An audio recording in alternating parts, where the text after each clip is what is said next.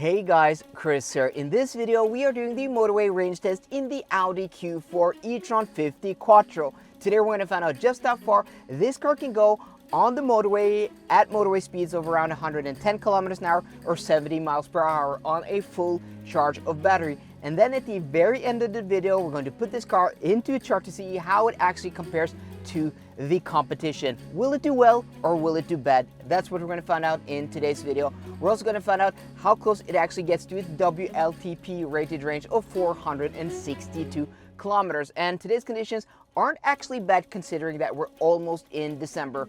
9 degrees Celsius, dry roads, and a tailwind of 4 meters per second on our first half of this trip. And as per usual, the trip starts here at the BKK Bilkraft chargers here at Skedsmo. We're going north to the Mjøs Tower and then back again, 233 kilometers round trip.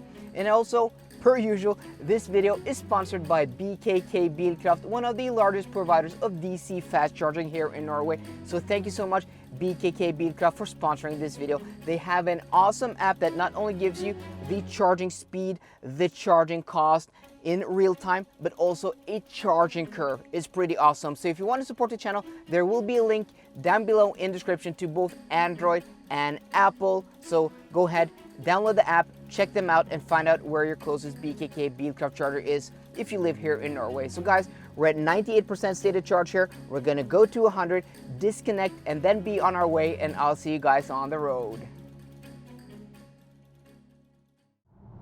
We have now been on the road for 36 minutes. As you guys can see here from the trip computer, consumption is at 22.6 kilowatt hours per 100 kilometers, and outside temperature is at 8 degrees Celsius.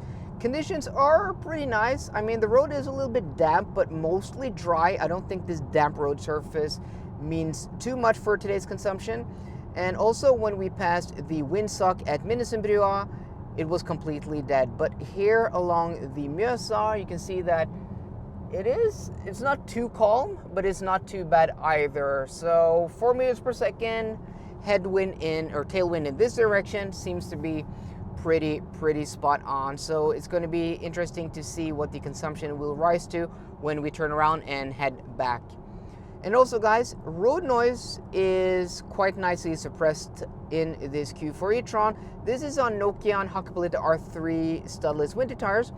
And I have to say, this car has much less road noise than the Q4 e-tron I drove earlier this year, which was on Bridgestone rubber.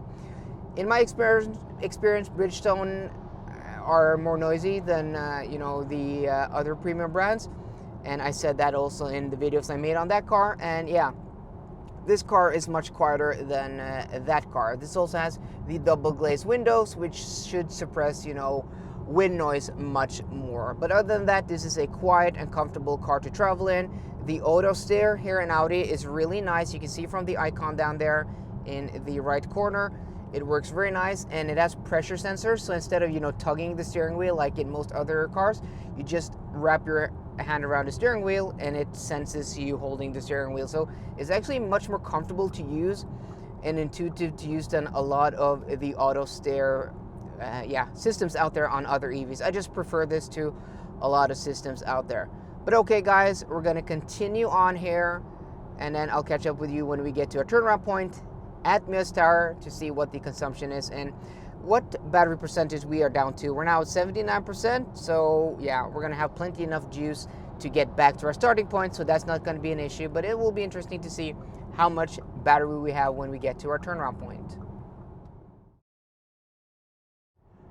Okay, here we are. This is our turnaround point right here next to the beautiful, the awesome, the spectacular Mjøs Tower, Mjøstårnet, the tallest wooden building in the world at 86.5 meters. And guys, this week we are going to stay here at the hotel. We're going to probably eat at the restaurant. So that video will be out tomorrow, maybe the day after tomorrow. It will be a vlog. So if that's something you're looking forward to, go ahead and click that like button down below. Go ahead and click that subscribe button down below.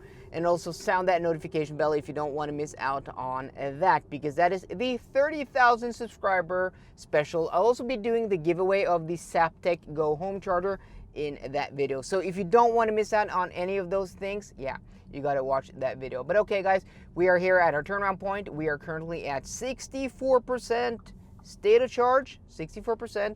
Consumption 22.8 kilowatt hours per 100 kilometers. Not too bad. 6.5 degrees Celsius now.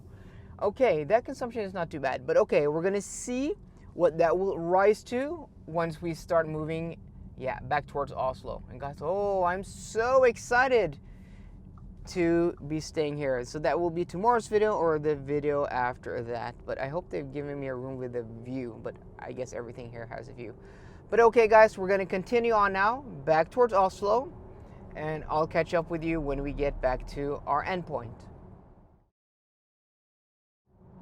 Exit 45 southbound on the E6 motorway is, well, our exit.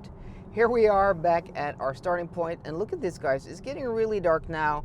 It's only 3:45 and it's this dark, but this is what happens when we turn the clock backwards an hour, meaning that it's darker an hour earlier now in wintertime. Oh, I hate this.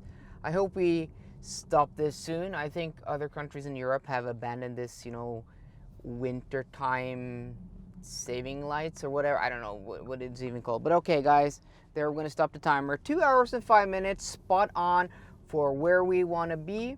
And consumption 24.5 kilowatt hours per 100 kilometers. And at the end of the video, we're going to take a look at that. If that is high, if that is low. I'm not sure. I'm not sure if that's too bad or too high. I'm not sure yet. We have to take a look at the chart. I don't go around remembering all these figures and numbers in my head, guys. And also, we are down to 20% state of charge. So we started at 100, so we've used 80. I don't think that's too bad. But we're going to connect to the charger here now, guys. We're going to see if we get any decent charging speed now at 20% state of charge, 8 degrees Celsius, and being on the road for a few hours. This car, surprisingly enough, does not have a backup camera. That is really weird. If it had, it would have its own button here on this side, but this does not have. So it's so weird driving a car that does not have, yet alone a 360 camera, but not even a backup camera. Okay, we have the charging port on the passenger side on the rear 3/4. Okay, like that. Okay, and then let's go ahead and go out. I'm gonna bring my phone because we're gonna connect to the charger here. We're gonna find the actual charger. Okay, find the Bilkraft app. So we're gonna do SK1. We're gonna connect it here. Open the flap. I'm just gonna put my phone here. Doing this one-handed isn't the easiest. SK13. Let's go ahead and do that. Okay. No, this is the wrong one. Sorry. SK13. Okay. But we're gonna hop in the car because it is a bit cold. This car fortunately has a kilowatt readout, so we can monitor the speed. Oh, it's dark here, guys. Oh, there we go. That's better. Yeah, it's now getting dark. Okay, initializing. This does take a little bit of time with these Audis usually, but the MEB platform cars are quicker. I remember that now. Okay, so that didn't take too long. And yeah, MEB platform cars, this battery pack is so awesome. It just shoots up to peak speed, which should be 120 kilowatts. Oh, come on, camera. Why are you struggling to focus? 120 or 125 kilowatts. But okay, we're not getting that peak speed yet. But I don't really even remember what this charging curve looks like. And now the interior light won't even turn on. But okay, 113 kilowatts. Peak speed should be like 120 or 125. And there has been announced an update for the MEB platform cars, this being, the 77 kilowatt hour version 1, where they will get a 170 kilowatt peak speed. I don't remember if that's from a certain model year, or if they can do an OTA, or if the car has to go back to the dealers. This is not a brand new car. This is probably a few months old and has done 10,000 kilometers, so it's not brand new. But okay, 112 kilowatts, not too bad considering the conditions, considering we've been on the road for a few hours. But I was hoping we would actually hit that, you know, peak speed of 120 or 125. Before we end today's video, let's take a look at the battery size, the consumption, and then calculate theoretical range. Put this car into the chart and see how it actually compares to other tests we have done. So this being the Q4 E-Tron 50 Quattro, it has a net battery capacity of 77 kilowatt hours. If we take that battery pack divided by today's consumption, 24.5 kilowatt hours per 100 kilometers, and then we subtract about 3% in heat loss, we get a theoretical range of 305 kilometers, which, looking at the chart down below, actually isn't too bad considering today's conditions, the temperature, the wind.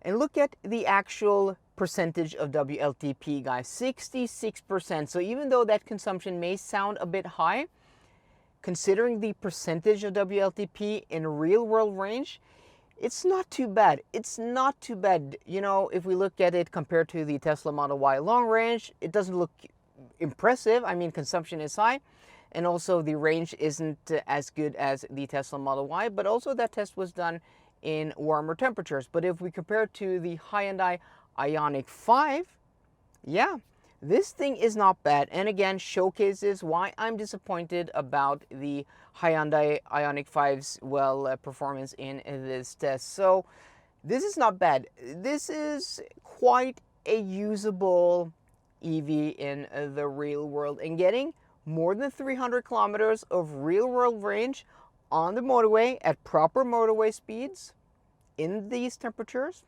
that's not too bad, guys. That is not too bad. So let me know down below what you think about how this car performed in today's test. So guys, I hope you enjoyed today's video. If you did, please drop me a thumbs up down below, and for more car content, as always, please subscribe. See you guys later, and goodbye.